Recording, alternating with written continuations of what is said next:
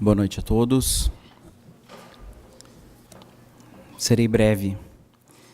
Ilustríssimas professoras, ilustríssimos professores, ilustríssimas e ilustríssimos representantes de classe, ilustríssimo presidente do Centro Acadêmico 16 de Abril, ilustríssima palestrante, doutora Rosa Maria Marques, a quem desde já agradeço a presença.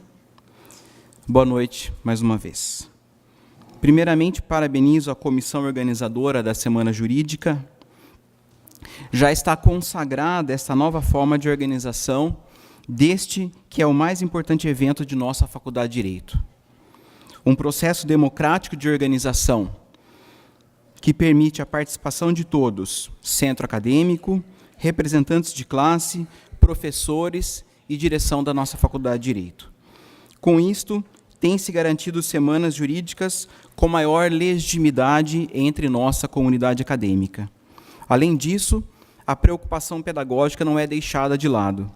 Realizamos nos últimos anos semanas jurídicas com uma importante temática central desenvolvida em 10 palestras com temas interligados. O novo prédio construído para abrigar nossa Faculdade de Direito foi projetado para permitir a presença física de turmas público-alvo no auditório e as demais turmas em suas respectivas salas de aula, devidamente acompanhadas de seus professores. Talvez não seja o formato ideal, mas não há como se negar que a tecnologia permite a participação de todos. Garante também a imprescindível presença física e participação ativa de nossos professores. Aproveito aqui a oportunidade para fazer uma breve prestação de contas desses 8 anos de gestão frente à Faculdade de Direito, que estão em breve se encerrando, em 31 de janeiro de 2018. Primeiramente, cabe destacar as excelentes instalações físicas de nossa Faculdade de Direito, representadas por este novo prédio, pelo nosso Núcleo de Prática Jurídica e pelo Tribunal do Júri. Lá, realmente, com um local excelente, onde a gente tem realizado o nosso tão querido projeto Encontros Dialógicos. Além de garantir maior qualidade de ensino e conforto à nossa comunidade acadêmica, este novo prédio permite a convivência com alunos de outras faculdades de nosso centro, o CCHSA, e também de toda a universidade, propiciando uma verdadeira convivência universitária. Não era salutar para ninguém, nem para nós do direito, nem para a universidade, nós isolados no campo central, né? Isso não é vida universitária. A convivência plena dos professores e alunos do CCHSA tem propiciado o enriquecimento da formação humana de todos. Este novo espaço ratifica a nossa Faculdade de Direito dentre as 10 melhores do Brasil. Ademais, cabe destacar o paulatino processo de melhoria de nossa biblioteca, realizado pela constante atualização de nosso acervo e a aquisição de importantes bases de dados. Destacamos ainda a recente atualização do projeto pedagógico de nosso curso, o qual, desde agosto de 2013, atende às contemporâneas exigências da educação jurídica. Neste novo projeto pedagógico, adotou-se uma coluna vertebral marcada pelos direitos humanos, o que nos diferencia e nos destaca entre as faculdades, as mais tradicionais faculdades do Brasil. Mantivemos as áreas de ênfase, mas garantimos plena formação dos alunos nos grandes ramos do direito e propiciamos plena formação específica na área de formação escolhida quando no último ano do curso.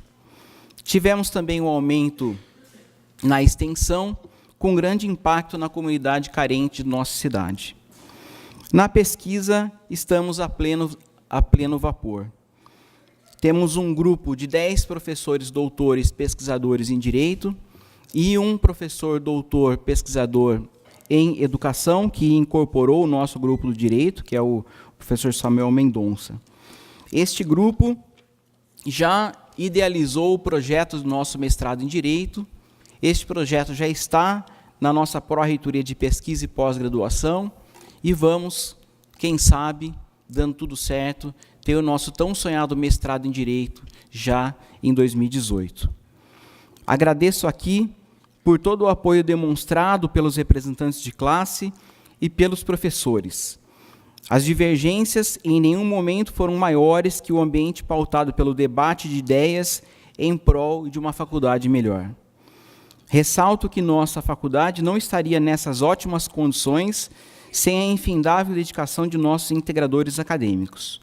Professora Fabiana Barros de Martim, professora Cristina Reginato Hoffmann, professor Denis Paulo Rocha Ferraz e professor Luiz Guilherme Soares Maziero. Saio feliz, realizado e com sensação de dever cumprido. Foram 8 anos de muito trabalho, mas exercidos com leveza de corpo e alma. Por uma escolha pessoal, priorizei a direção da faculdade dentre minhas atribuições profissionais, e disso não me arrependo. Sou grato pela oportunidade. Feliz é o homem e, graças a Deus, sou feliz por ter prazer no meu trabalho, encontrar prazer no dia a dia, nos meus afazeres. Agradeço nossa universidade por poder contribuir com o futuro de nossa Faculdade de Direito. Muitíssimo obrigado e desejo uma ótima semana jurídica a todos. Muito obrigado.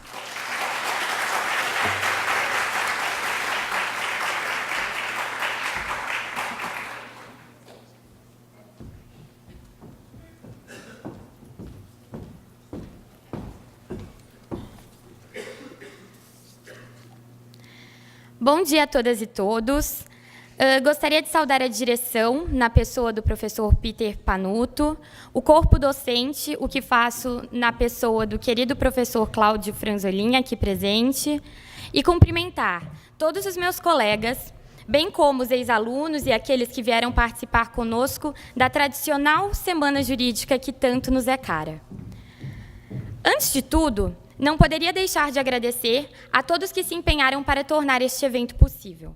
Agradeço especialmente à professora Cristina, quem participou ativamente e com admirável afinco na preparação da semana. O professor Humberto, por sua solicitude e envolvimento constante, bem como o professor Vedovato, Silvio, Pedro, a professora Cristiane, pela ajuda de sempre. Não poderia me esquecer de manifestar também minha sincera gratidão a Elisete, do NPJ, ao Sandro e o Renato, do SAAD, e todos que nos bastidores fazem este evento acontecer. A vocês, meu muito obrigada. Vivemos tempos difíceis. Nossos representantes protagonizam escândalos. Os noticiários mostram atrocidades e as redes sociais são palco de intolerância. Verdadeiros tempos de cólera, de ódio inflamado e perspectivas seduzidas. A 60ª Semana Jurídica, com a temática Direito em Tempos de Cólera, apresenta reflexões a respeito da sensível realidade nacional. Propõe que olhemos, primeiramente, a realidade, para que, a partir desta ótica, analisemos o direito. A lei interpretada, apartada do contexto social, fica destituída de funcionalidade e representa potencial instrumento de injustiça social. Compreender o fenômeno jurídico exige do operador do direito a compreensão da realidade sobre a qual a norma incidirá. Só a partir desta compreensão, o operador do direito é genuíno jurista. Quando alheio à realidade ao empregá-lo, é mero aplicador mecânico. Portanto, o verdadeiro jurista é, antes de bom operador, bom pensador do direito.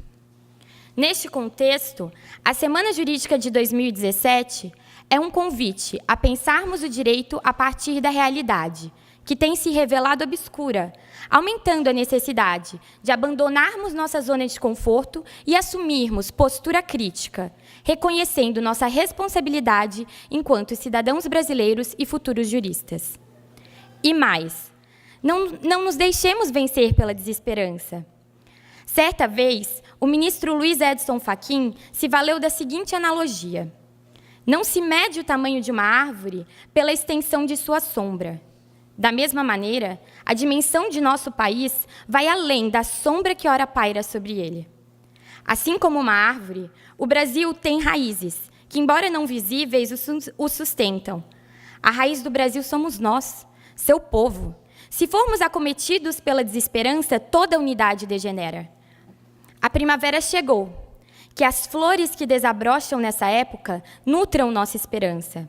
Diz um poema de Drummond que as leis não bastam e os lírios não nascem da lei, mas dos lírios nasce a esperança e da dificuldade a consciência que a flor que desabrocha na adversidade é a mais especial de todas. Que com nossa resistência semeemos um jardim de flores cultivadas na adversidade. O Centro Acadêmico 16 de Abril deseja a todas e todos uma ótima e enriquecedora Semana Jurídica. Convidamos agora para compor a mesa, representando o corpo docente da Faculdade de Direito, o professor José Henrique Spesse.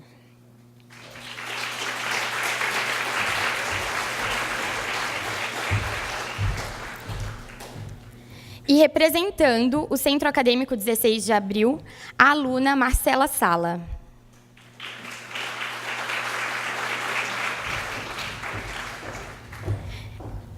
E antes de passar a palavra para a nossa ilustríssima palestrante, peço licença para uma consideração.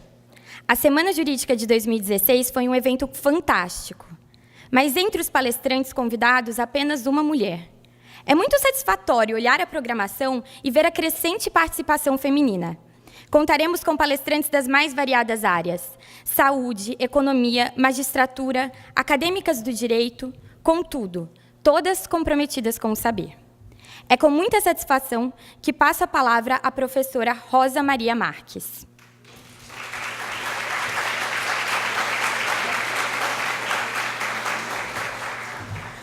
A professora Rosa possui graduação em Ciências Econômicas pela Universidade Federal do Rio Grande do Sul, mestrado em Economia pela Pontifícia Universidade Católica de São Paulo e doutorado pela Fundação Getúlio Vargas. Fez pós-doutorado pela Faculdade Francesa de Economia francesa Pierre Mendes e na Universidade de Buenos Aires. Atualmente, é professora titular da Pontifícia Universidade Católica de São Paulo. Foi presidente da Sociedade Brasileira de Economia Política e integrante da Comissão de Orçamentos e Finanças do Conselho Nacional de Saúde. Tem experiência na área de economia, com ênfase em mercado de trabalho, políticas de governo, economia contemporânea, atuando principalmente nos seguintes temas: políticas sociais, financiamento da saúde, mundo de trabalho, previdência e proteção social. Professora Rosa, o auditório é seu. Licença.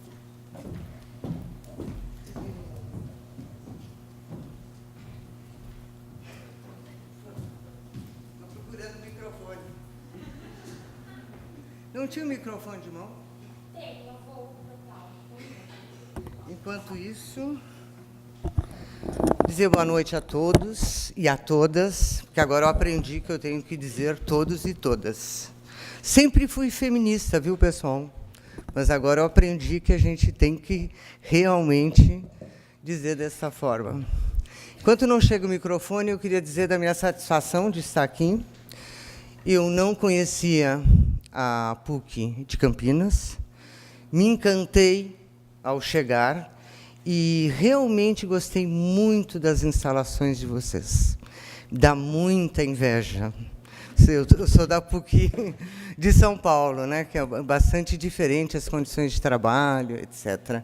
Eu espero que vocês voem livre a partir dessa base, dessa infraestrutura tão boa. Veja.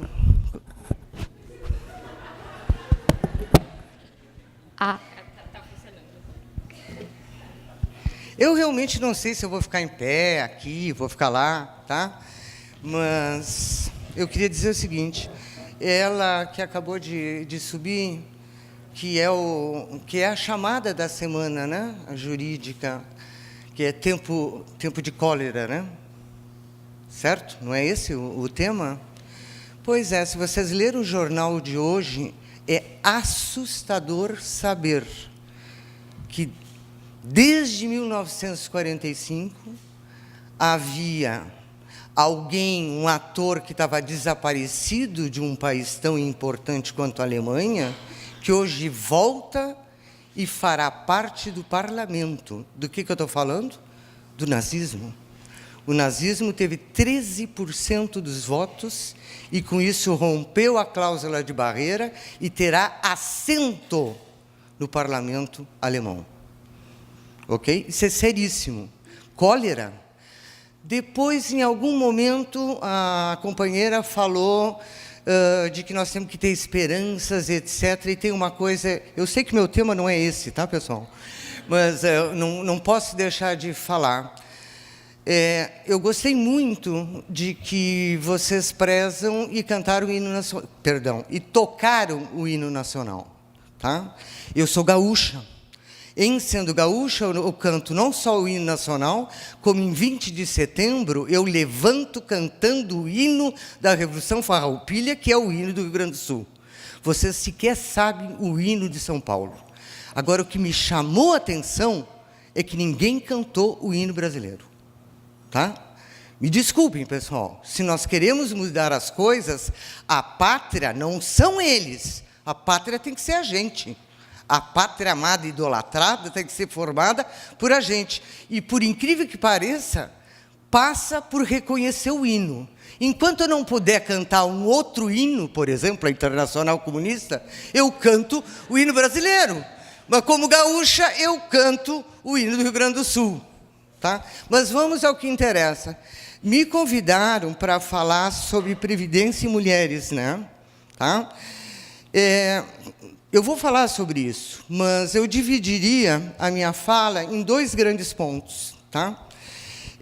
Ou, se vocês quiserem, 3 pontos, mas são 2 grandes pontos. Eu gostaria de falar da Previdência, do sentido da Previdência, qual era, né? E como está a proposta encaminhada pelo governo, e, num segundo momento, mais ao final, discutir a reforma da Previdência dentro de um contexto mais amplo. Tá certo? Veja que eu não trouxe nenhum slide, muito embora eu pedi que botasse um arquivo ali para eu dar uma olhadinha num determinado dado. Porque eu quero privilegiar a discussão e não os números. Os números vocês já viram em jornais, nas redes sociais, na televisão. Existe uma guerra de números, inclusive. E, quando existe uma guerra de números, a gente tende a achar que a resposta é técnica. E eu quero fugir um pouco dessa discussão. Tá? Então, primeiro, vou falar um pouco da Previdência. Em primeiro lugar, eu quero dizer o seguinte, pessoal. Esta proposta de reforma, que o nome correto seria de contra-reforma, ela afeta, a rigor, 50% da população ocupada brasileira. Vamos começar por aí. Ou seja, a Previdência Social está falando, tem a ver com uma, entre aspas, elite brasileira. Elite, pobres coitados, ganham um salário mínimo e eu estou chamando eles de elite. Tá? Mas é verdade. Por que eu estou dizendo isso? Porque a gente tem que se lembrar que 50% da população ocupada, ou seja, as pessoas que trabalham, não têm cobertura previdenciária, porque não tinham carteira assinada, não tem carteira assinada, não tem direitos trabalhistas e não tem previdência. Então, nós estamos falando de 50%, estou arredondando, tá? Estamos falando apenas de 50%. Destes 50%, uma parte significativa são servidores públicos das 13 esferas de governo. O resto são os trabalhadores do mercado formal de trabalho, né? E, dentro deste mercado formal de trabalho, você tem uma gama de salários que começa em um salário mínimo, para ser legalizado, a o teto possível de renda que se recebe. Então, é disso que nós estamos falando, tá bom? Isso é importante porque alguém poderia, ao final, perguntar o seguinte: vem cá, mas você não propõe nenhum tipo de reforma? Tá? Eu já estou dando gancho para alguém fazer a pergunta. Então, vamos lá, pessoal. A proposta que foi encaminhada pelo governo, o governo Temer, ou o governo temeroso, né? Ele é a proposta... é a proposta mais radical que nós vimos dos últimos tempos. De forma radical, só existiu a proposta feita pelos militares em plena ditadura militar. Só que a diferença é que, quando os militares fizeram aquela reforma, lá nos anos 70, tá? Na verdade, no final dos anos 60, e pega o pedaço dos anos 70, a reforma que eles propiciaram foi no sentido de melhorar a cobertura. Eu sei que ninguém tinha nascido aqui, mas no passado, pessoal, o que existiam eram institutos, né? Primeiro as caixas, depois os institutos. Acho que alguns de vocês sabem um pouquinho disso. Sim ou não? Ninguém sabe nada disso? Bom, o negócio é o seguinte. Como em qualquer país, juro por Deus, como em qualquer país, a Previdência Social está muito colada com a organização dos trabalhadores.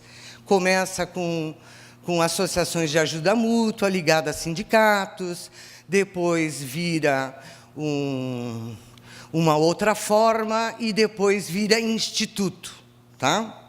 Se vocês pegarem, por exemplo, a Previdência Francesa, ela é absolutamente ligada aos sindicatos, muito embora ela seja pública, porque tem a ver com o grau de organização anterior, com a trajetória anterior. E nós, aqui no Brasil, não fugimos muito à regra. Mas, então, lá nos anos 60, o que a gente tinha? Institutos. Aí eram os institutos dos marítimos, institutos dos comerciários, entenderam? Era um instituto por categoria. Ok? E tinha, evidentemente, mais peso em São Paulo e no Rio de Janeiro, mas era nacional, tinha vocação nacional. E aí o que acontecia? A cobertura dos riscos que os institutos faziam tinha a ver com a capacidade de organização daquela categoria e com a capacidade de arrecadação. Quando os militares unificam contra as centrais sindicais, eles criam a Previdência Social, não diferenciando direitos para os trabalhadores do Oiapoque ao Chuí. Então, tu cria um sistema nacional e você amplia o grau de cobertura. Por isso que é considerado, para quem estuda isso, um avanço. O que está sendo proposto hoje? Dá licença um pouquinho. Você tinha me prometido que ia me avisar o tempo, né? Prometo. Tá. Então, o que está sendo proposto? Uma reforma realmente radical. Essa reforma ela tem 3 pés de consequência. A primeira delas, quem tiver interesse, tem a exposição do Marcelo Caetano, quando ele encaminhou a proposta do Executivo, ele chamou a imprensa e ficou horas conversando e apresentando a proposta. Tá? É interessante de vocês escutarem. Mas o primeiro sentido da proposta é aquilo que eles chamam de harmonização entre os regimes. Existe o regime geral da Previdência Social, que é para os trabalhadores do setor privado, né? Existem os regimes especiais, que são ligados ao funcionário público, a parlamentares, a isso e aquilo. Qual é o sentido? É harmonizar. A harmonização, ela tem como objetivo último unificar num mesmo sistema trabalhadores do setor privado e trabalhadores do setor público. Vocês vão dizer, qual é o problema? Eu vou dizer, todo. Eu sou daquelas que estou lá no século XIX ainda, achando que o Estado tem que ser formado por uma burocracia, no bom sentido da palavra burocracia, que tenha condições de realmente servir a população e tem que ter um tratamento diferenciado em relação aos outros trabalhadores. Por quê? Porque os outros trabalhadores, aqueles que estão ligados ao mercado privado, olha, meu Deus, eles nada mais são do que reflexo do movimento do próprio capital, né? Claro que nós temos direitos, etc., mas, na verdade, você está ao sabor do crescimento da economia, da diminuição do ritmo, ou de outras coisas. O Estado é algo permanente. Alguém vai me dizer assim, mas de que Estado você está falando? O Estado das classes dominantes? Sim, na origem é o Estado da classe dominante, mas eu ainda quero atuar sobre esse Estado naquilo que for possível. Essa é uma discussão sobre o papel do servidor. Então, tem um problema. Existe um objetivo claro. O objetivo qual é? Acabar com o servidor público. Eu não sou servidora pública, viu, pessoal? Eu não sou.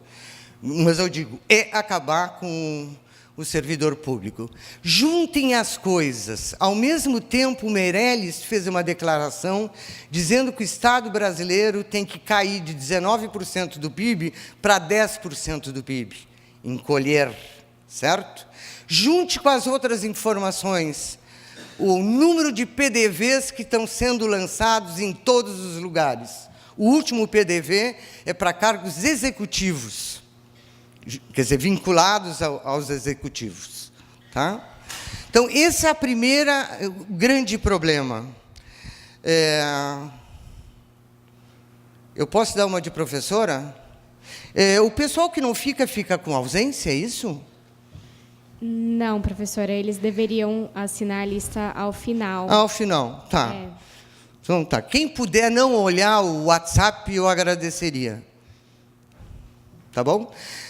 Qual é o segundo problema da brincadeira? Então, o primeiro problema é que você não diferencia mais o trabalhador, em geral, do servidor público.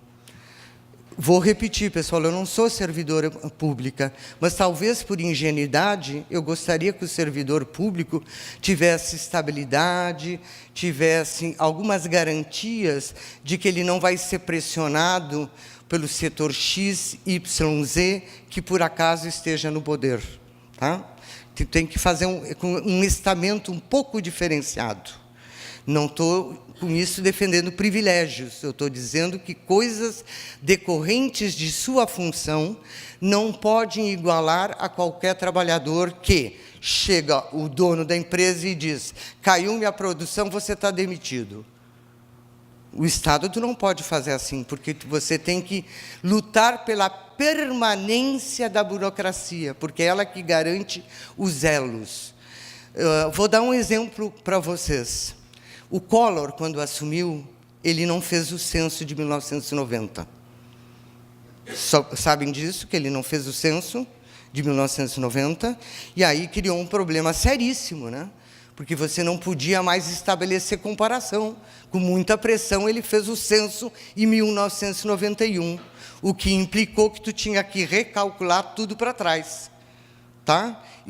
Essa é a amostra da descontinuidade daquilo que se espera do setor público em determinada área, um exemplo bem bobinho que eu estou falando. Qual é o segundo problema? O segundo problema é de que vai aumentar a exclusão. O que eu quero dizer com isso? Em Previdência, a gente usa um termo, né, que é o grau de cobertura. Quanto da população está coberta por determinado benefício? Então, se eu vou estar analisando aposentadoria, pessoas com 60 anos de idade, quanto das pessoas com 60 anos de idade têm alguma cobertura em termos de aposentadoria? Entenderam o que é a cobertura? Bom, vai aumentar a exclusão, que significa dizer diminuir a cobertura. Por quê que isso vai acontecer? Vai acontecer porque está sendo proposto um critério de acesso à aposentadoria calcado em duas bases: o aumento do tempo de contribuição e o aumento da idade, certo? Deixemos o aumento da idade para lá, por enquanto. Falemos do tempo mínimo de contribuição, estou falando do mínimo. O tempo mínimo de contribuição hoje é 15 anos. Passaria para 25 anos de contribuição, tá certo? Bom, se pegar uma pessoa tipo eu, nosso professor, outros aí, não tem problema nenhum 25 anos. Aliás, se botar 40 anos, não tem problema nenhum para mim, que nunca fiquei desempregada. Tá? Qual é o problema? O problema é você não ver que a nossa população é feita de gente muito desigual. Existe uma franja de trabalhadores que fica ora na informalidade, ora na formalidade. Se lembra que eu falei? 50% do mercado é informal e o outro é formal. Mas tem uma franja que, quando a economia começa a crescer, por exemplo, no governo Lula e Dilma, estava crescendo, né, pessoal? Estava até com pleno emprego. Uma parte do mercado informal transformou-se em formal. Os empregos mais baixos, com salários mais baixos, etc. Ok? Então, existe um contato entre os dois mercados. Eles são segmentados, sim, mas tem um pedacinho que tem um contato. Este pedacinho que tem um contato, vou de novo. Eu não posso dançar aqui, né? Ora eu estou aqui na informalidade, ora eu estou na formalidade. Toda vez que você sai de uma situação para outra, tu interrompe a contribuição. Entenderam? Ou seja, para alguém nessa situação comprovar 25 anos, pode demorar muito e muito tempo.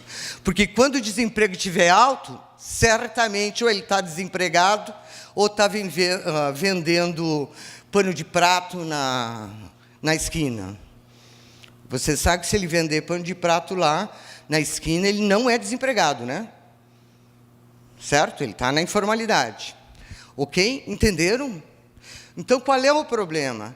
Quando se legislava que o mínimo era 15 anos, era 15 anos, já havia uma certa dificuldade para alguns, mas você estava reconhecendo essa desigualdade que existe de condições. Não é para a classe média, tipo nós, não há problema nenhum, pessoal. Se bem que mesmo hoje, para a classe média, está se tornando cada vez mais difícil. A gente já fala nisso aí. Mas entenderam? Aumenta, então, o grau de exclusão. Como se isso não bastasse, tem um terceiro elemento. Além de aumentar o nível baixar o nível de cobertura, a média do benefício recebido tende a cair. Por que mesmo? Porque as condições que são dadas, vocês se recordam da proposta, né? Quanto que você recebia com 25 anos e 65 anos, e depois que ia galgando 1%, e depois a Câmara modificou essa proposta, a Câmara não, na comissão da Câmara modificou essa proposta, melhorou a proposta, mas, de qualquer forma, quando a gente compara a situação atual, tu tem uma queda do valor médio. Tá? Então, qual é o problema? O problema é, aumenta o grau de exclusão e diminui o valor médio. Mas de que valor médio nós estamos falando?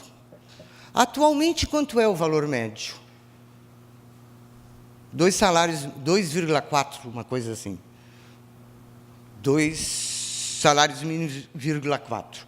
Uma porrada de gente ganha só um salário mínimo, que inclui todos os rurais e uma quantidade enorme de trabalhadores urbanos, mas tem outros que ganham mais, certo? Tem um teto, como você sabe, de valor, né? Mas, na média, a média é esse o problema. O que é uma média? A gente pega extremos, junta, um ganha 0 de renda, estou exagerando, um ganha 0, o outro ganha 10. Qual é a média? 5. Com isso, eu não levo em conta que um tem 10, outro tem 0. Tá? E a nossa média, que não é alta, ela tende a cair. Tá certo? Bom, junto com essa brincadeira, deixa eu falar das mulheres. Quanto tempo? Tá. 20. Tá bom. Falar das mulheres, pessoal. Eu quero puxar 2 coisas. Primeiro, eu me comprometi com um grupo de mulheres, em qualquer lugar que eu for falar das mulheres, eu tenho que falar 2 dados. O primeiro é o seguinte: num grupo de 83 países, nós somos o 5º lugar de homicídios femininos diários. Não tem nada a ver com previdência, mas tem a ver com a condição da mulher. A cada 11 minutos, as mulheres já sabem de cor isso, um estupro. Tá bom? O mais estranho é que, numa pesquisa feita com as mulheres, 35,5% delas achavam que, se a mulher soubesse se comportar, teria menos estupro. Ou seja, mulheres falando isso. Tá? Isso é só para a gente lembrar a condição da mulher. Agora vamos ao que interessa. A mulher vive mais que o homem? Oi. Vive. Graças a Deus que vive. Alguma vantagem a gente tem que ter. Nos matam, nos estupram e tem mais umas outras coisas, pelo menos temos que viver mais. Tá? Será que tu consegue achar um... Entrou lá? Sim. Pessoal, é uma tabela enorme. Eu deveria até ter posto para vocês. Realmente a mulher vive mais. E essa tabela, ela tem 3 anos. Agora a companheira aqui perdeu a tabela. Começava em 1940 e etc. e chegava até 2014. Tá? Se tu achar a tabela, tu me conta. Mas o negócio é o seguinte. Eu primeiro queria alertá-los para um erro que a gente, em geral, comete, tá?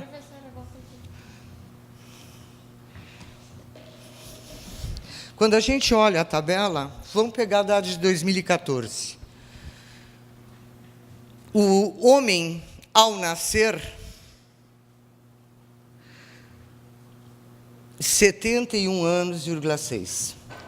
A mulher, 78,8. Vivemos mais que o homem, né? Mas essa é a expectativa de vida ao nascer.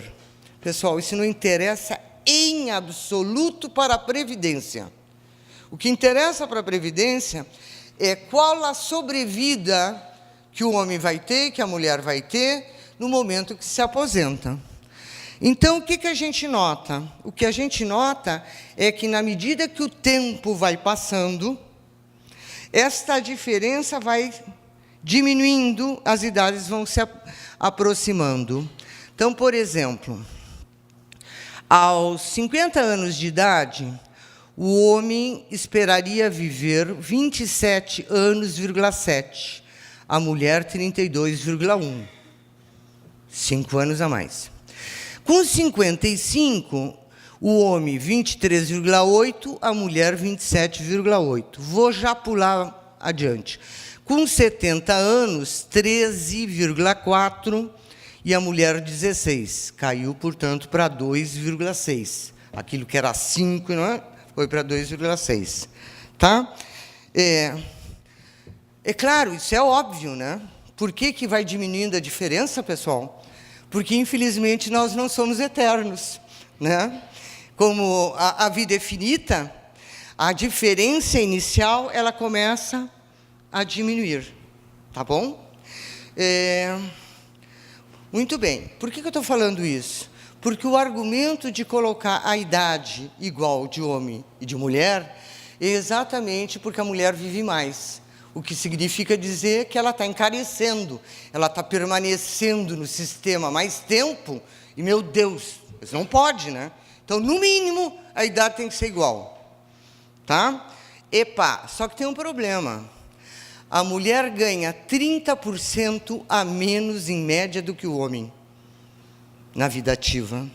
E outra coisa, a mulher trabalha mais do que o homem durante sua vida ativa. Este cálculo de trabalhar mais envolve atividades remuneradas e não remuneradas. Existem órgãos do governo, inclusive ligados ao governo, não, ligados ao Estado, que calculam isso. O pessoal do IPE, do Instituto de Pesquisa de Economia Aplicada, calcula direitinho isso. Tá? É aquilo que a gente chama de dupla jornada da mulher. Porque a mulher, por mais poder que ela tenha adquirido, pessoal, nada contra os homens, tá, professor?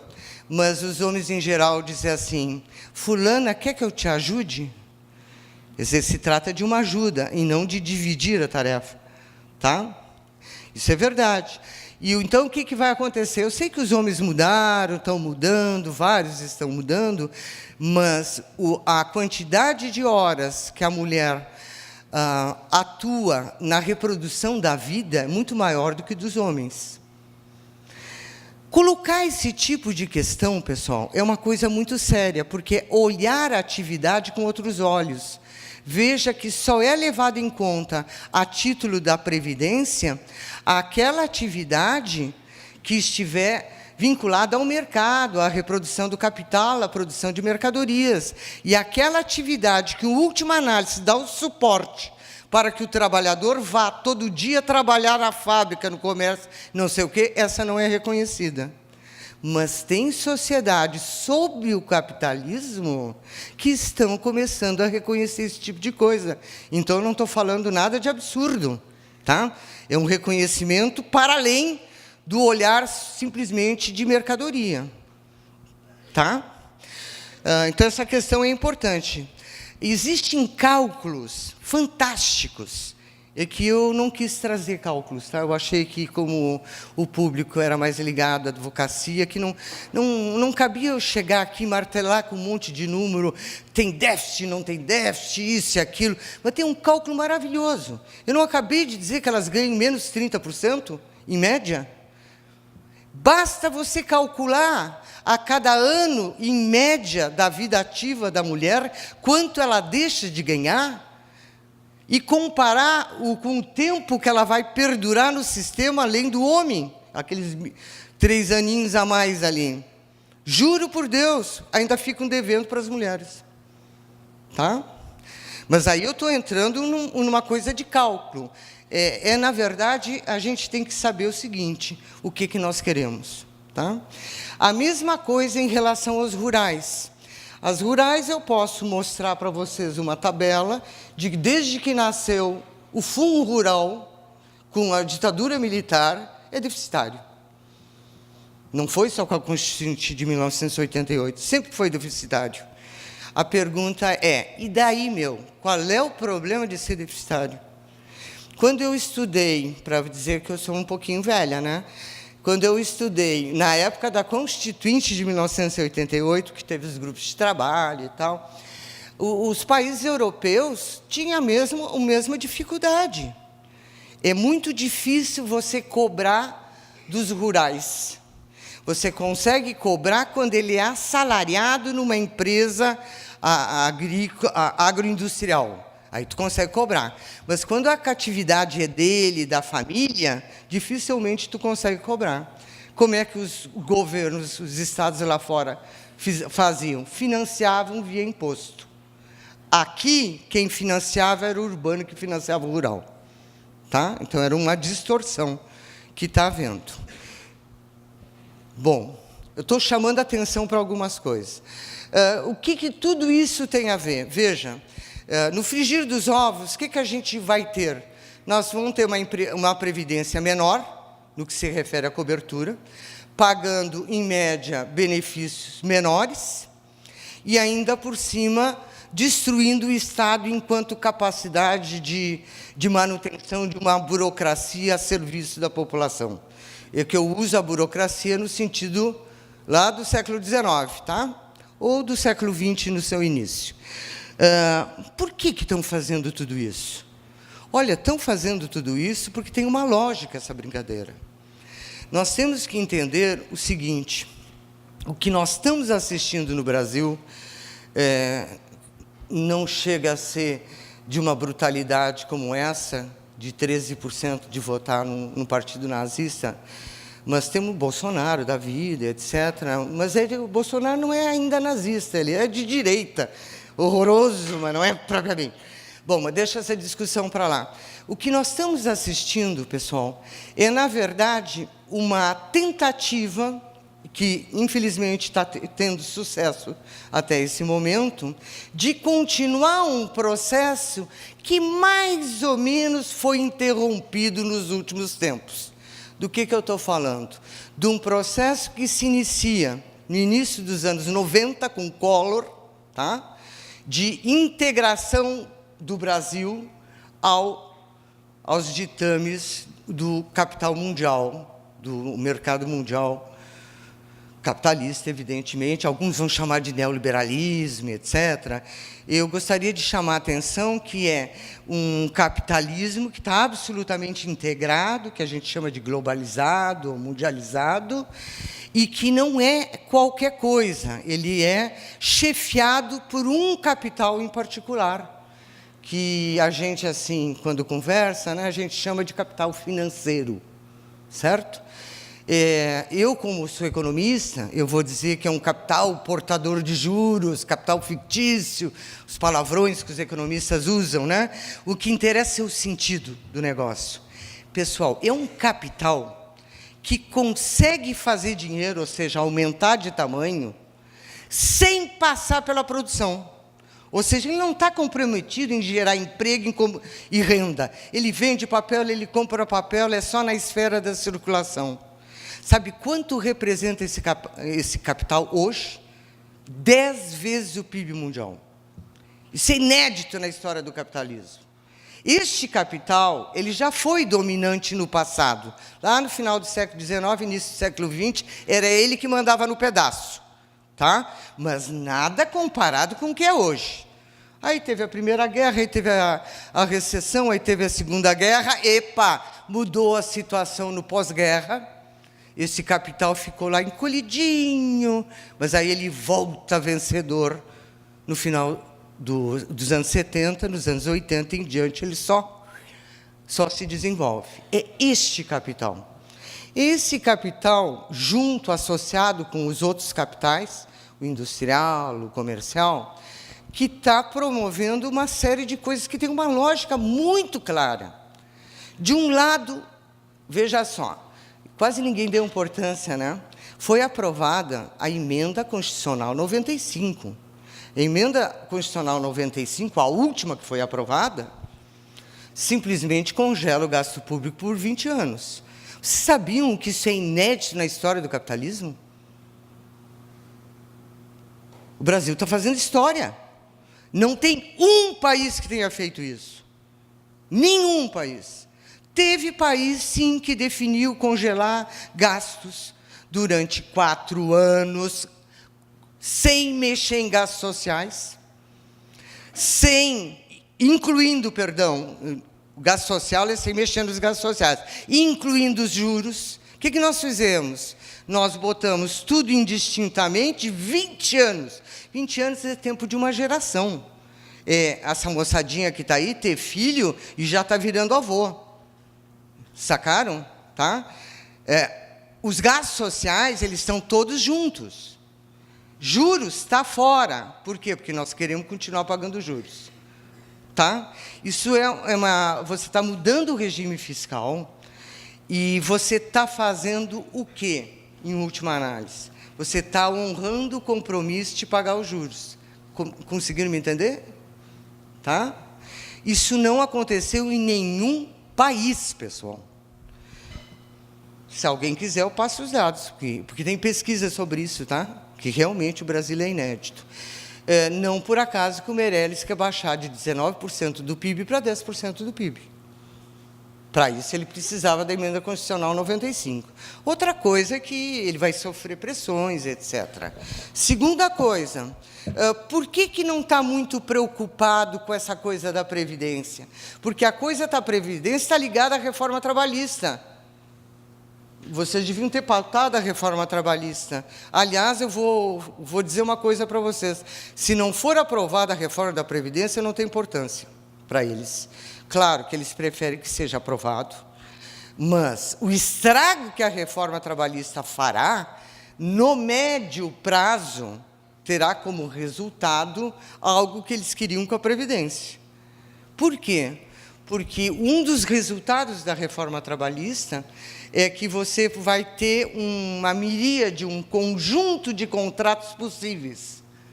Você pode terceirizar, você pode contratar por prazo determinado, tu pode contratar do jeito que tu bem quer.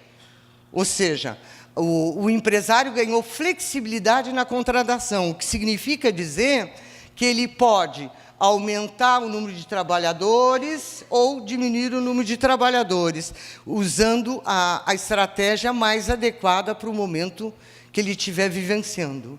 E, com isso, ele tenta ser competitivo com outros países. Por exemplo, com a Argélia, que é o lugar para onde a autopeça mundial está indo. É que a gente tem que entender que a Argélia não é um país só africano, tá, pessoal? Ela está sendo o lugar coração da autopeça. Por que eu estou falando das autopeças? Porque elas são fundamentais ainda em capital brasileiro, tá? No Brasil. Então, você liga essas duas coisas, tu vai ter um núcleo de trabalhadores ligado às empresas, com plano de carreira, com benefícios, e um monte de trabalhadores que tem uma ligação muito precária com eles. Estes não têm cobertura. Não têm cobertura previdenciária. Aí fecha com a outra questão. Tá? Não me entendo mal, não significa dizer que esses trabalhadores não vão ter nenhum tipo de proteção social. Eles vão ter. Mas a proteção social assistencial. Eles vão ter que fazer, porque senão não mantém a coesão social no país, né? Tá? Mas, então, a reforma da Previdência está dentro desse grande projeto de mudança. Quem tiver alguma dúvida sobre isso, leia, antes do impeachment da Dilma, aquele programa A Ponte para o Futuro. Está tudo escrito lá. Tudo escrito. É que nós, na época, né, nem todo mundo teve a oportunidade de ler. Eu tive a oportunidade porque eu discuti no meu núcleo de pesquisa, porque era minha tarefa, mas eu sei que nem todo mundo teve a oportunidade. Ou seja, não se trata de políticas à la louca, tirada assim, do bolso, do nada. Não, tem uma coerência. E, junto com isso, vocês devem estar acompanhando outras coisas que estão acontecendo, que é a entrada do capital estrangeiro cada vez mais dentro do país. O Brasil sempre teve a presença enorme do capital estrangeiro, desde o seu nascimento, é claro. Tá? Mas tinha setores que até então era interdito. A área da saúde era interdito. Está entrando. Tem projeto no Congresso Nacional para permitir a compra de terra por parte de estrangeiros. Há pouco não foi discutindo a coisa do Amazonas, aí voltou um pouco atrás. Tem todo um sentido na brincadeira. Tá? Porque os nossos ativos estão muito baratos. O nosso patrimônio fica muito barato, principalmente numa crise. E o nosso trabalhador, ele tem que ser um trabalhador que não seja caro. Vocês que são advogados, isso significa dizer o seguinte: as empresas estrangeiras, para virem para cá, elas não podem enfrentar um passivo trabalhista, como em geral acontece. Por isso, mudar o papel do direito, do setor trabalhista, né? Na medida que o que vai prevalecer é o negociado sobre o legislado. Então, tu muda o papel da justiça e tu muda o papel do sindicato. Aí fecha todo um desenho. Bom, eu acho que eu já falei demais, que ela já me fez um sinalzinho. Obrigada, pessoal.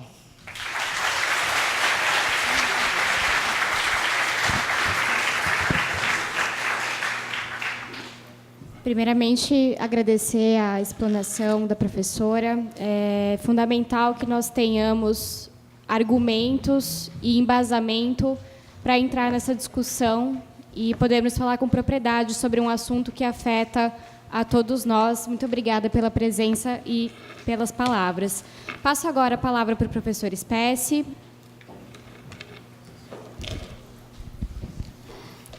Boa noite a todos. Inicialmente, eu quero agradecer especialmente o Centro Acadêmico, a faculdade, em nome do diretor da faculdade, professor Peter, que fez uso da palavra e discorrendo sobre a sua trajetória aí diante da gestão que se encerra esse ano, e agradecer o Centro Acadêmico, especialmente em nome do Luiz, presidente do Centro Acadêmico, que está aqui à frente. Em nome dele, agradecer toda a equipe do Centro Acadêmico que organizou primorosamente esse evento.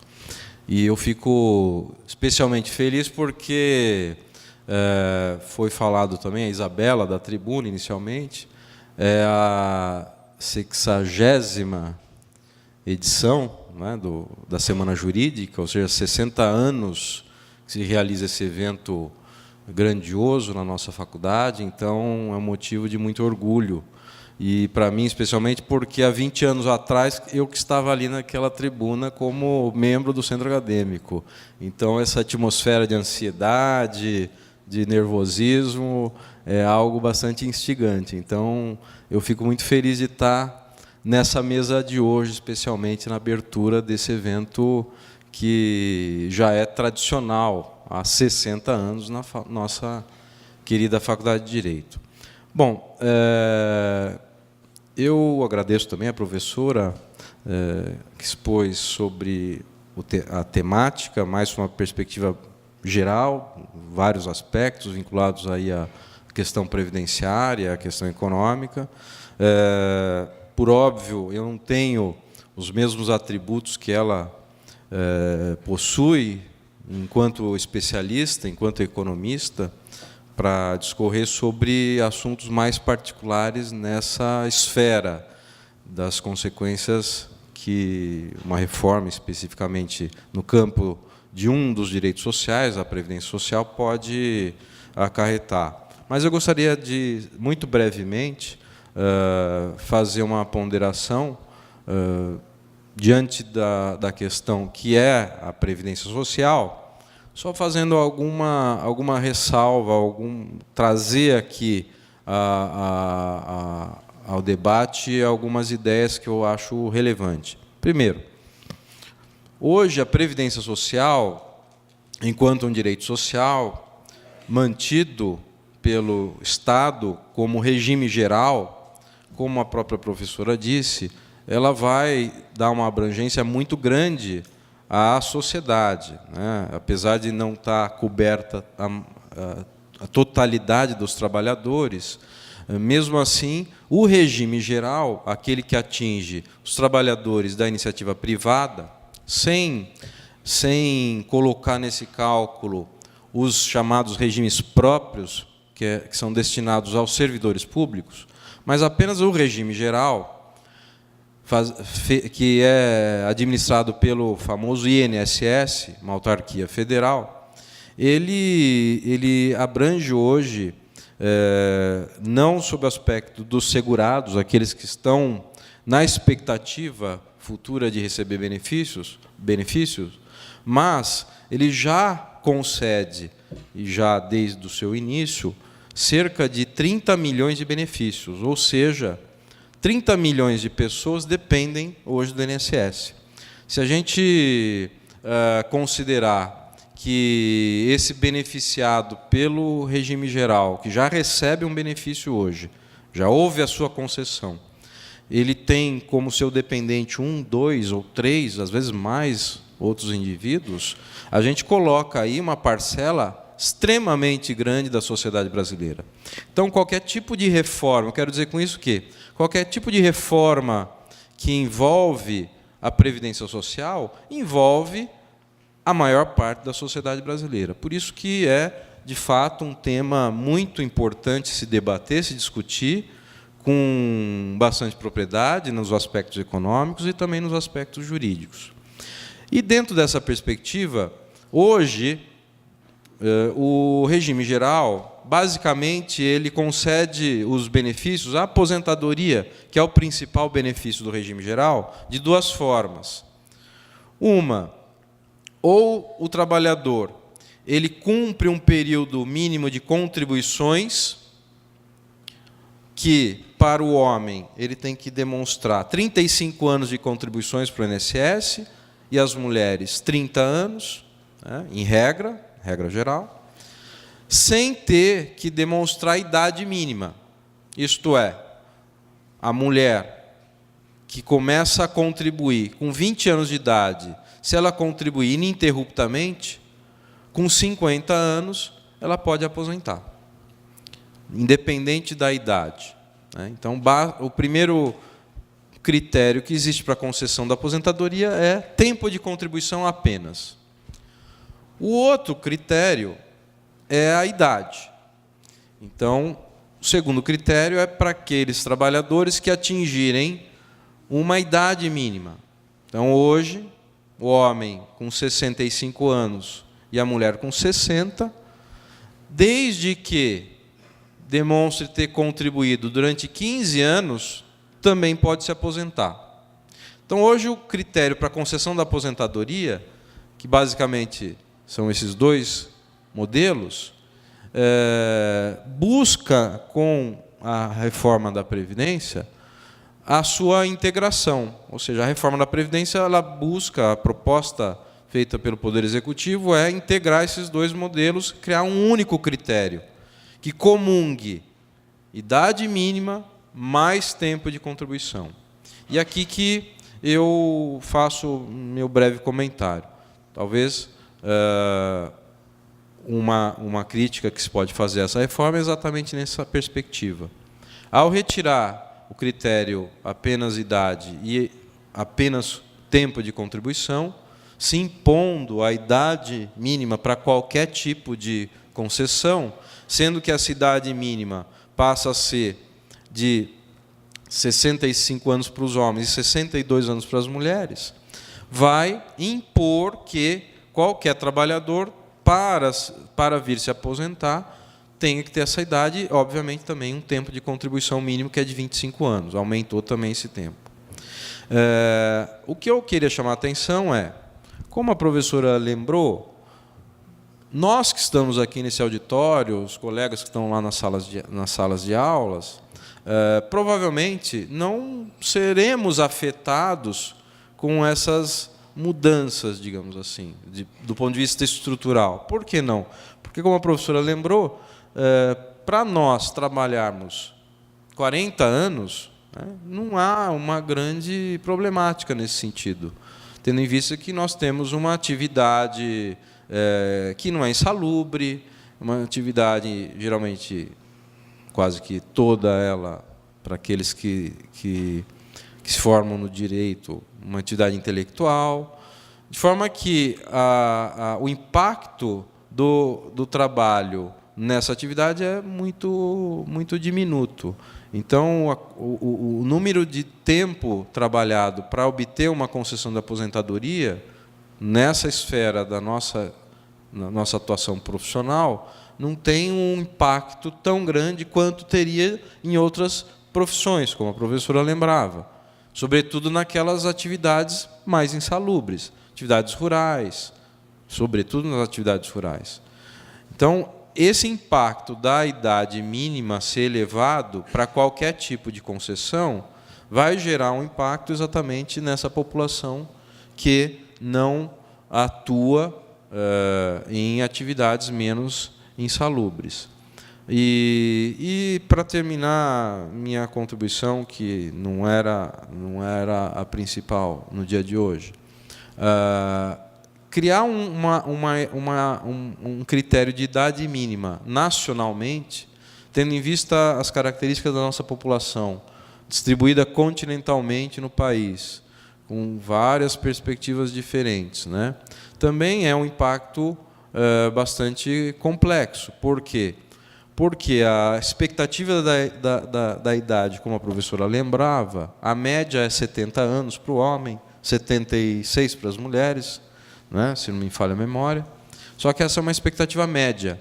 Se a gente regionalizar essa expectativa, o que eu quero dizer com isso? Se a gente pegar a expectativa de vida por estados, a gente vai descobrir que uma boa parte dos estados brasileiros, a expectativa de vida ela é menor do que os 65 anos. Em outras palavras, o impacto da idade mínima nesses estados vai ser exorbitantemente grande, onde grande parte da população daqueles estados não vai alcançar a idade mínima para aposentar, em média, naqueles estados. Então, eu creio que para lançar mais uma ideia sobre o aspecto da reforma da Previdência, eu vejo que isso é um impacto muito relevante e vai impactar na sociedade, sobretudo nas sociedades mais vulneráveis, E poderia, por exemplo, a reforma racionalizar essa questão da idade, tendo em vista que,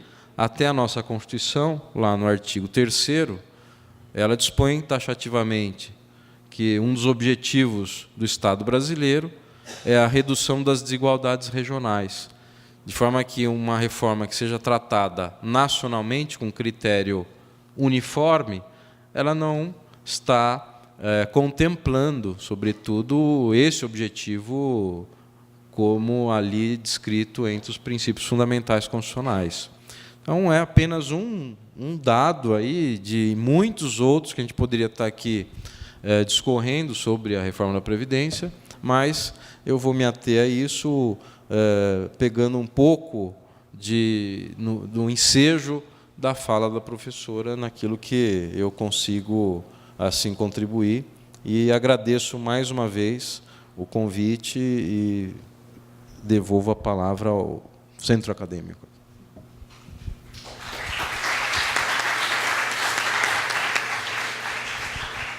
Professor, nós que agradecemos a sua contribuição, esse diálogo entre direito e economia, que é fundamental para esse ponto da reforma da Previdência. E agora nós gostaríamos de passar a voz para vocês. Alguém teria alguma pergunta, alguma...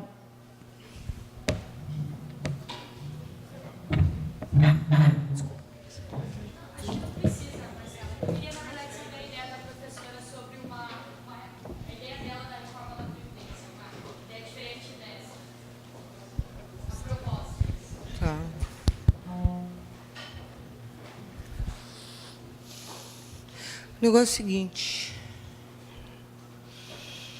Primeiro, deixa eu te responder uma questão, tá? Eu vou polemizar um pouquinho com ele, porque... porque eu não preciso justificar por quê. Não tem sentido. Mas outro dia teve um debate lá na PUC, na Semana de Economia, e eu disse, eu não vou na mesa porque eu vou bater no meu amigo. Aí não dá, né? Fica feio. E, não, você não vai apanhar por outros motivos, que depois te explico qual é a questão. A questão é o seguinte, eu vou te dar um dado, tá? E que todos prestem atenção. Homem... O dado é de 2013, IBGE.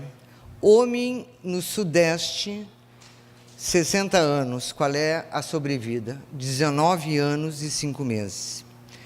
No Centro-Oeste, 19 anos e 5 meses. No Sul, 20. Come muita carne, né? Então, já viu. Norte, 19 anos. Nordeste, 19 anos. Tem uma diferença, portanto, de 6 meses. É que aquela questão, a diferença primeira que aparece no momento que a gente nasce entre homem e mulher, tá? Que vai diminuindo, ela é muito marcante nas classes sociais. Na medida em que passa o primeiro, vai se aproximando. É impressionante isso. Porque, claro, né, a pobreza ela ceifa a vida na mortalidade infantil, etc, etc. Então, é interessante a gente ver esses dados. Mas, de qualquer forma, eu acho que existe um outro lado que talvez você queira falar, que as condições de vivência materiais dessas regiões são piores, né? Então, tu está igualando. Mas a idade propriamente dita não é o problema. Mas o fato de trabalharem em situações precárias, muitas vezes não ter registro, portanto vai ter que durar, isso é completamente verdadeiro. Bom, mas respondendo essa questão ela é importante pelo seguinte, a gente em geral trata da previdência, trata da saúde, a saúde não é tanto, mas trata de algumas proteções que tem por aí, como se fosse uma engenharia social, tá? Como se fosse algo técnico. E, na verdade, foi produto de um arranjo onde forças estiveram presentes dos vários setores da sociedade, não só no plano nacional, como internacional. Porque parte dos movimentos que ocorrem em outros países serviram de influência, né, para as reformas que aqui foram feitas, para os ideais que foram perseguidos. Então, tu tem uma influência mútua nessa brincadeira. O que eu estou querendo dizer é o seguinte: a Previdência Social ela é o resultado de embates. Ela está cristalizada numa lei. Isso aí, o que é? É um pacto. Vamos dizer, cristalizado é um pacto social feito entre classes sociais, vamos dizer a verdade, é isso que é aquilo. Num determinado momento, servia muito bem aquele arranjo. Ok? Inclusive, havia uma ingenuidade, né, de achar que o Brasil não era América Latina. Só que o Chile também achava que não era América Latina, o Paraguai também achava, porque todos eles construíram sistemas de proteção social com base em contribuição de empregado e empregador. Ou seja, eles achavam que, na medida que o país fosse se desenvolvendo, ia incorporar todos os trabalhadores. Mentira! Isso aí não é pós-guerra, depois da Segunda Guerra. Nós somos a América Latina. Um traço característico é um mercado informal enorme. Portanto, a única forma de nós incorporarmos o conjunto da população trabalhadora e seus dependentes é pensando a mudança de critério. Vou falar um nome feio aqui, tá? A nossa maneira de funcionar, que era a mesma da Espanha, a mesma da França, bem que a França já mudou, tá? Mas dos países da América Latina, é o critério meritocrático, que vem de mérito, tá? E o mérito você tinha porque contribuiu. A partir da tua contribuição, tu tem o mérito, tá? Isso é completamente diferente de um outro arranjo, que é com base no critério de cidadania. Todo cidadão terá direito à cobertura do risco X, Y, Z. É claro que a forma de financiamento tem que ser outra. Tem que ser via impostos. Aí tu muda completamente a estrutura tributária. Isso são outros países. Nós temos 3 tipos de de proteção social no mundo. Tipo Estados Unidos, que todo mundo sabe o que é. Os países que saem assim, persegue essa coisa corporativista, porque tem a ver com sindicatos, etc., que é França, Espanha, Portugal, meu Deus, e sei lá. Mas esses são os principais. Perdão, e a Alemanha, esqueci da Alemanha. A Alemanha é fundamental, ela que começa no século XIX, essa brincadeira. E tu tem os outros países que é com um critério da cidadania. A Inglaterra, os países nórdicos. E agora está vendo que os países estão meio misto. França. A França, as contribuições não davam conta, pessoal.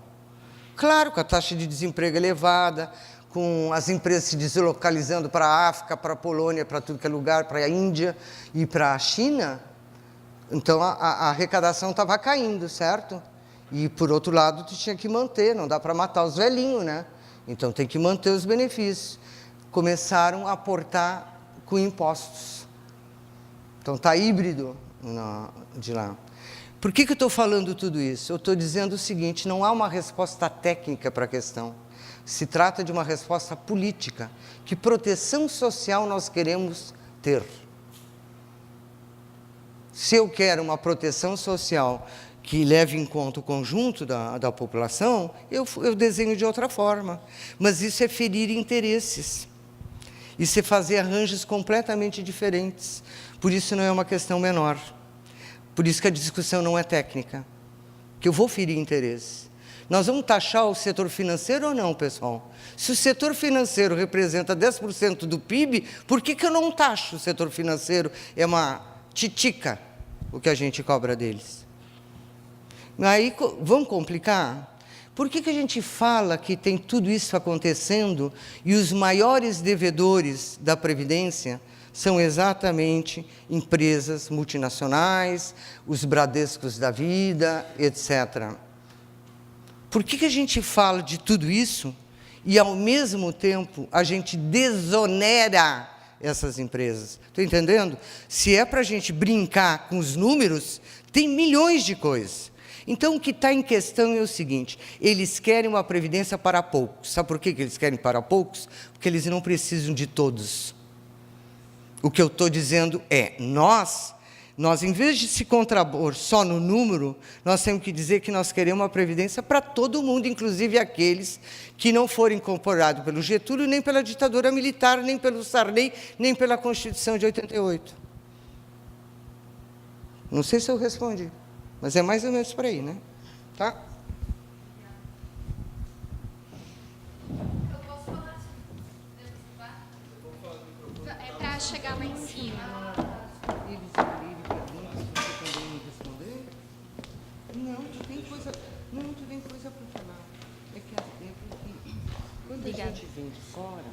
Boa noite. Eu queria fazer uma pergunta para a professora. Olha só, professora, não só no campo do direito, né, no campo jurídico, mas também no campo da sociologia, da ciência política, conforme as discussões vão avançando, a gente sempre chega à conclusão que, na atual fase de desenvolvimento do capitalismo, se a gente chegou na situação trágica que a gente chegou, é por conta do sistema financeiro. É sempre essa a conclusão, sabe? Só que ninguém explica, afinal de contas, como é que funciona o sistema financeiro. Eu te explico, mas tu tem que assistir minha aula. Eu ia perguntar se os economistas sabem como é que funciona o sistema financeiro, porque todo mundo fala, olha, é uma coisa muito maluca, viu, gente? Não tem correspondente na produção, não tem material, mas assim rege o mundo, viu? Mas como é que funciona o sistema financeiro? Assiste o documentário Inside Job, daí você começa a assistir o documentário, você entende os primeiros 20 minutos, depois você já não entende mais nada. Então, era isso. Eu queria saber o que a senhora indica para a gente entender o sistema financeiro. Pessoal, alguém tem mais alguma dúvida para a gente passar? Boa noite, professora. Eu estou fazendo o primeiro ano aqui, eu estava ouvindo e me chamou a atenção duas questões que a senhora colocou, que são complementares, né? Que é a questão de o movimento social, o movimento sindicato, e movimentos de trabalhistas, né? Estarem sempre envolvidos nessas questões, né? Hoje, como é que a senhora vê esses movimentos? Eles estão, se existe deles alguma proposta referente à parte da mulher em relação à previdência? E se eles estão atuando, né? Como é que é? Se existe alguma proposta que é bem relevante, né? E se há atuação? Porque o que a gente vê, de fato, é as coisas acontecendo no Congresso lá e poucas participações nesse sentido. Não sei se está enfraquecido. Como que a senhora vê isso? Pessoal, mais alguém? Depois eu pergunto de novo.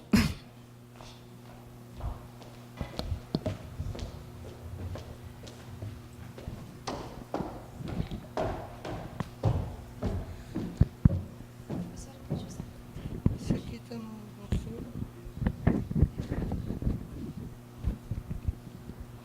sem brincadeira, tá? Bom, eu dou um semestre explicando isso, né? Mas, ô Luiz, tu conhece essa moça? Não, o moço de lá. É que tem vários Luiz aqui. Você, Luiz, né? O Luiz Felipe lá. Você conhece? Vou te mandar 2 textos para passar para ela. Pode ser? Tá? E aí tu discute com ela depois, né? Porque, a não ser que tu me convide novamente. Viu? Mas eu vou te dizer rapidamente o seguinte. Qual é o problema? O problema é que o capital... Eu não chamo de capital financeiro, mas todo mundo chama, né? Então é melhor a gente chamar assim. O capital financeiro é um capital imediatista. Ele quer a rentabilidade a maior possível hoje. Certo? Ele é completamente diferente daquele outro capital que investe, que tem um prazo de maturação do investimento. São capitais diferentes. Enquanto categoria econômica são diferentes. O dono da fábrica é o mesmo que aplica comprando ativos. Tá certo? Porque hoje está tudo misturado. Mas qual é o problema dessa brincadeira? O problema da brincadeira é que, ao ser imediatista, tá, ele contamina o outro lado do capital. Se você pode ganhar, duplicar no curtíssimo prazo, eu não vou investir. Só para te dar uma ideia da complicação. Mas é muito mais complicado do que isso, tá? Porque tem uma origem anterior e tal. O problema todo, como é o seu nome? Ana, o nome da minha filha mais velha. Ana, o problema é que todos nós estamos financiarizados. Nós também atuamos que nem o capital, tá? Não só porque a gente se endivida, mas a gente virou imediatista. Aliás, o próprio WhatsApp é isso, tá? Bom, mas deixa para lá, isso é outra história. A sua pergunta, eu vou te dizer o seguinte, no Brasil e no mundo, os sindicatos têm resistido, sim, muito, tá? Mas no Brasil, em particular, a partir do Diese, foi feita uma força-tarefa enorme, envolvendo pesquisadores do Brasil inteiro, para contrapor cada argumento do governo. Eu acho que teve momentos até que os argumentos eram equivocados. Por isso que eu não queria sentar na mesma mesa e atacar um amigo que está lutando lá contra a reforma da Previdência com um argumento meio assim, né? Mas sim, tem atuado bastante. Tem atuado. Ok? Agora, veja lá, tem atuado de que maneira? No discurso, tá? Fazendo documentos, chamando reuniões, etc. Mas isso não quer dizer que tenha força para derrubar tudo. E atuando muito no parlamento, tá? Parlamento, no Congresso. Mas para virar mesmo, precisa bem mais do que isso, né? Então, já que você tocou no assunto, precisava uma outra greve que nem aquela de 28 de abril, né? Se recorda que foi uma greve geral no Brasil inteiro? Pois é, aquilo não impediu, infelizmente, nem a reforma trabalhista, e a outra aí está mal das pernas, mas está tocando. Mas você tem que insistir. Por que eu estou falando? E posso falar na boa, tá? Por que tem que ir para a rua? Porque, que eu saiba, foi o que impediu a reforma previdenciária na França. Quando mais de 1 milhão de pessoas tomou a França nas ruas.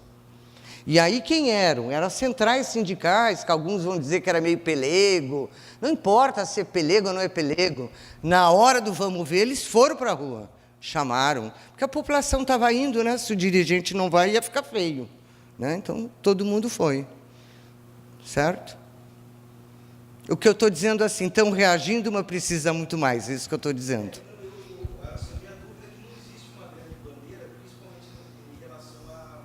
A mulher, então, a mulher é uma coisa muito curiosa. Dentro desse grupo que eu te falei, do Diese, a mulher está presente, viu? Tem vários trabalhos, tá? E isso serviu de argumentação para os parlamentares que estavam na comissão, porque os parlamentares muitas vezes não sabem do que estão tratando. Então, tu tem que ir lá municiar com dados, com pesquisa, da coisa. Foi feito isso, tá? Foi feito. Mas eu posso falar a verdade? Tudo isso foi feito por pressão das mulheres. Eu estou entrando numa outra seara. Os sindicatos e os trabalhadores em geral são extremamente machistas. Machistas no seu comportamento. Eu não estou dizendo que são malvados, tá, pessoal? Por favor. Mas, por exemplo, quando começa o desemprego, os sindicatos consideram absolutamente normal que os primeiros desempregados sejam mulheres. Por quê? Porque o trabalho da mulher é sempre visto como um complemento ao salário do provedor, que é o homem. Então, são coisas complicadas, mas aos poucos vai mudando. Tá? Tu não quer fazer um comentário? Eu acho que... Não, sobre a pergunta de uma proposta alternativa, ou aonde poderia mudar. Eu acho que uma possibilidade é, por exemplo, enxergar. Eu não queria entrar na questão técnica, mas não tem como não entrar, né? Uma das justificativas que o Poder Executivo utiliza, a mais consistente, é que a Previdência tem um déficit, né? Então, precisa fazer a reforma para resolver o problema do déficit. O ano passado, esse déficit foi de 150 bilhões de reais. Esse ano, um pouco mais. Então, a reforma, em tese, seria para resolver esse déficit. Então, a gente precisa primeiro saber a origem desse déficit. E a origem desse déficit está exatamente em reunir neste valor tanto as despesas com as aposentadorias do trabalhador urbano, acrescentando com as aposentadorias do trabalhador rural. Quando você reúne esses dois tipos de despesas, dá os 150 bilhões. Só que, se a gente separá-las, o valor do déficit do trabalhador urbano, que corresponde a, creio que 80% ou mais das aposentadorias, o valor desse déficit só foi deficitário a partir do ano passado, porque houve uma desaceleração na economia, reduziu-se a arrecadação, e esse déficit no setor urbano foi de cerca de 50 bilhões, aproximadamente, 46 e alguma coisa, no setor urbano. E no setor rural, de 100 bilhões. E, como a professora mesmo lembrou, a Previdência Social do rural sempre foi deficitária, desde a origem, por conta do modelo de arrecadação e de contribuição, que é muito diminuta, considerando a característica do trabalhador e da perspectiva no setor rural. Então, acho que a primeira possibilidade alternativa é separar e tratar o rural, talvez até como um benefício assistencial, não como um benefício meramente previdenciário. Por quê? Porque ele sempre vai operar em déficit. Não há possibilidade no rural, pelo menos a perder de vista para futuro, que ele tenha superávit. Então, esse déficit no rural, que vem se mantendo nos 100 bilhões e um pouco mais, um pouco menos, ele vai se manter. Porque como contribui o trabalhador rural? O trabalhador rural é aquele trabalhador que depende da sua produção rural, na sua propriedade rural, para a sobrevivência, não as grandes propriedades. Então, esse trabalhador rural, ele pode aposentar, ele aposenta, contribuindo com o INSS, de que forma? O empregado do setor urbano ele recebe um salário todo mês na folha de pagamento. Então, a contribuição do trabalhador de uma empresa, ela vem todo mês lá descontada na folha de pagamento. No rural, ele não tem um patrão. A renda dele depende da venda da própria produção. E ele está sujeito às várias situações, intempéries, variáveis da própria questão que envolve a sua produção. Eventualmente, tem ano que ele vai ter perda. Não vai ter um resultado positivo da sua produção. Então, ele não contribui nesse ano.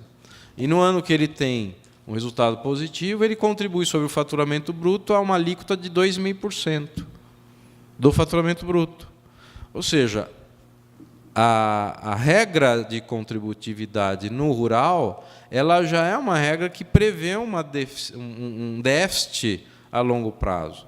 E esse déficit representa, proporcionalmente, o maior valor do déficit anunciado pelo Poder Executivo. Então, acho que uma primeira possibilidade já é isso, é mudar o entendimento entre rural e urbano, não tratar isso da mesma forma, né? Isso já traria, talvez, um outro olhar, uma outra perspectiva sobre a questão financeira da Previdência. O déficit já não seria tão assim exorbitantemente a ser assimilado como o que vem sendo anunciado. Então, é uma forma, talvez, de se buscar algum tipo de solução para, entre aspas, o problema, né, que vem sendo há muito anunciado. Mas uma grande alternativa, de fato, passa um pouco como a professora mesmo disse, né? Isso decorre. A Previdência Social ela depende de uma concertação social muito complexa, né? Ela decorre de um pacto social bastante complexo. E não se faz previdência social em nenhum país do mundo, naqueles que possuem o sistema de previdência oficial, promovido pelo poder público, como a professora citou, a exemplo da França, da Alemanha, onde foi inventado esse modelo no século XIX, enfim, especialmente os países da Europa continental e muitos da América Latina que tentaram copiar, ou pelo menos teve uma forte influência desses modelos. Não se faz essa seguridade social, ou esse modelo de previdência, sem um grande pacto social, que envolve inúmeras variáveis, envolve também, eventualmente, o reconhecimento de que, em alguns pontos, existe déficit, ou seja, vai haver assimilação de uma despesa permanente, sem a respectiva cobertura total. Então, eu acho que é um pouco disso que poderia, talvez, uma reforma vir a ser melhor assimilada pela sociedade, e não simplesmente apresentando pontos que resolvem problemas técnicos ou resolvem problemas meramente financeiros.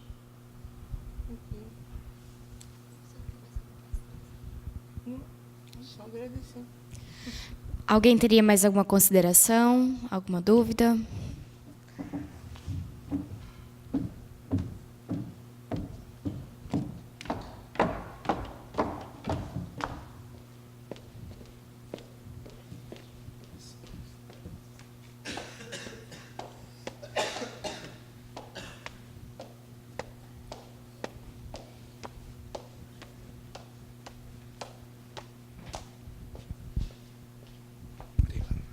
Boa noite. Gostaria de parabenizá-la, primeiro, pela palestra. E, nessa última questão levantada pelo professor, acerca dos déficits. O fundamento levantado para levar à tona a reforma previdenciária seria da existência de um déficit da Previdência e tudo mais. No entanto, eu já li alguns artigos e algumas pesquisas acerca do tema, da origem real desse déficit, e até mesmo de algumas falando que o déficit em si não decorre da cobertura previdenciária, mas de outros fatores que o geram.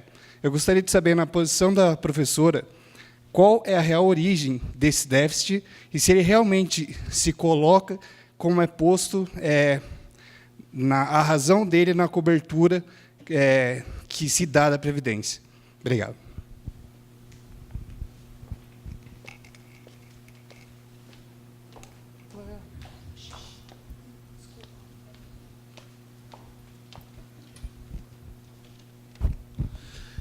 Na verdade, eu tenho uma curiosidade, uma pergunta para a professora sobre a opinião dela no longo prazo das consequências dessa reforma trabalhista no que diz respeito à proporção da informalidade do trabalho no Brasil.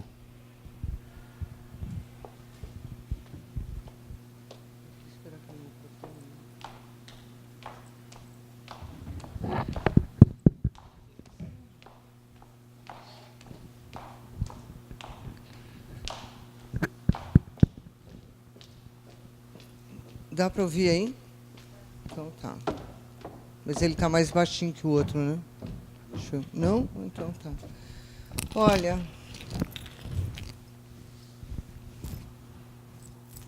qual é a origem do déficit? É isso, né? Tá. Para começo de conversa, é que a coisa é difícil. É difícil assim nesse sentido. Realmente, no ano passado, deu déficit. Mas é claro que tinha que dar déficit, né? Se a economia afunda, a arrecadação afunda. É das primeiras coisas que a gente aprende, que quando se entra em recessão, os gastos se mantêm, porque eu vou repetir, segunda vez que eu falo isso, a gente não pode matar os velhinhos. Não é porque a arrecadação caiu que eu não tenho que pagá-los. Tá? Então, é evidente que isso acontece. Tá? Esse é um ponto. Mas não é disso que eles estão falando. O que eles estão falando é de que a tendência é de que a dificuldade de financiamento vira num déficit e vai virar numa coisa cada vez maior. Isso que eles estão falando. Por quê? Porque eles estão pegando a coisa como se fosse um retrato. Ao tirar uma fotografia hoje, né, e pega isso e extrapola para frente. Uma das coisas que eles extrapolam é a tendência ao envelhecimento da população. Pessoal, isso é um fato. Tá? Nós estamos envelhecendo. Nós estamos envelhecendo, quando a gente diz nós estamos envelhecendo, não é que a gente está vivendo mais, é que nós estamos vivendo mais. Nós estamos envelhecendo enquanto população. Não, hoje, a mulher em idade fértil, ela tem 1,7 filho, ou seja, ela nem repõe a população. Ok? Isso é um problema gravíssimo. As pessoas não querem mais ter filhos. Então, isso coloca um problema. Mas isso não é um problema brasileiro, isso é um problema mundial. Que está havendo alguma coisa na espécie humana que as pessoas preferem ter um cachorrinho do que ter um filho. As pessoas pensam 500 vezes para ter um filho. Quando antigamente a gente tinha filho porque tinha filho, era óbvio que ia ter filho. Eu não estou brincando, isso é uma questão séria. Tá? Agora, qual é o problema desse negócio? O problema é você achar que exatamente por uma variável tão importante como a demográfica está alterando-se dessa forma, que você não tem que fazer um novo pacto, um novo arranjo. Porque o que eles estão propondo, pessoal, não sei se vocês notaram, só incide sobre o trabalhador. Eu não disse com todas as letras, mas o que está sendo proposto é o aumento da jornada de trabalho. Porque a jornada de trabalho não é aquela que tu faz no dia, na semana, no mês e no ano. É ao longo da tua vida. Tá? Então, este é o problema. Agora, também tem uma outra parte. Vai diminuir, sim, as contribuições ao longo do tempo. Por quê? A pergunta dele, né, qual é o impacto sobre a formalidade e informalidade? É o seguinte, deixa de existir o conceito de informal. Não sei se tu te deu conta. Quando a gente trabalha informal e informal, a gente tem presente os direitos trabalhistas e os direitos previdenciários que vigoram. A partir de 11 de novembro, tudo muda. O próprio conceito de informal vai mudar. Tá? Mas, se você quiser, usando o critério de hoje, vai aumentar a informalidade. Não sei se pega. Por que vai aumentar a informalidade, pessoal? Porque o cara lá, ele está ligado àquela empresa, ele está à disposição da empresa, não é assim? Ele não está ganhando, né? Ele não está ganhando, portanto, ele não está contribuindo, nem a empresa está contribuindo. Ele é informal. Ele não trabalha, ele não tem nem salário, mas ele não pode trabalhar para outro. Porque o outro, ele pode te chamar e você tem que responder. Isso vocês sabem que é uma das modalidades dos contratos que não vão ser válidos para todos os setores de atividade. Vão ser mais válidos para o setor de serviços, tá? Porque também tem isso, não é todo contrato que se adapta a qualquer setor de atividade econômica, né? Mas, respondendo a sua pergunta, vai aumentar a informalidade. Mas eu insisto, o próprio conceito de informal vai mudar, porque o conceito de formal muda. Questão do déficit, voltando para ele, então. De um lado, a arrecadação vai tender a cair, tá? De outro lado, aqueles que vão exigir benefício tendem a aumentar. Tu tem que fazer um outro pacto. Mas eu poderia complicar, como eu brinquei uma hora lá. Que déficit tu está falando, pô? Se as desonerações que foram feitas, se as emendas parlamentares, se o pagamento da Itaipu, estou indo lá para trás, se a ponte Rio-Niterói, tudo isso foi financiado com o dinheiro da Previdência. Só que não adianta querer cobrar o dinheiro da ponte Rio-Niterói, né? Nem de Itaipu. Se não tem dinheiro nem para pagar o servidor no Rio de Janeiro e outros lugares, tem que fazer empréstimo.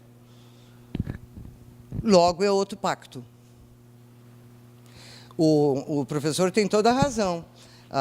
Teve déficit. Por isso que há um ano atrás eu dizia o seguinte para os meus companheiros de labuta contra a reforma da Previdência. Eu dizia, a discussão não é provar que não tem déficit. A discussão é outra, porque daqui a pouco tem um déficit aí. Entrando déficit, então a gente concorda com a reforma? Não, eu sou contra a reforma, porque ela está supondo que apenas um tenha que pagar pelo novo arranjo, que não é nenhum arranjo, é seguir como está, e um vai pagar. Eu quero que outros setores que não financiam, que têm nível de tributação extremamente baixo na sociedade, financiem. Fazer um mix de imposto. Pô, mas aí eu vou ter que mudar o país, né? Para começar, ela falou uma vez primeiramente, o diretor falou 2 vezes primeiramente, eu não me aguentava. Toda vez que ela falava primeiramente, eu pensava, fora Temer. Acabei. Pessoal, a gente vai encerrar agora. Agradecer a presença de todos, a presença dos nossos professores. Muito obrigada por permanecerem aqui até o final conosco. E boa noite a todos.